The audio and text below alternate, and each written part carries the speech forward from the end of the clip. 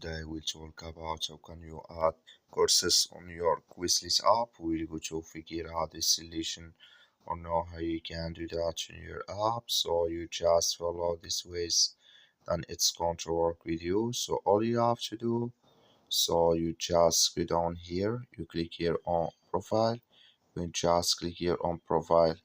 It's going to take you to this list here. It's going to show for you like this.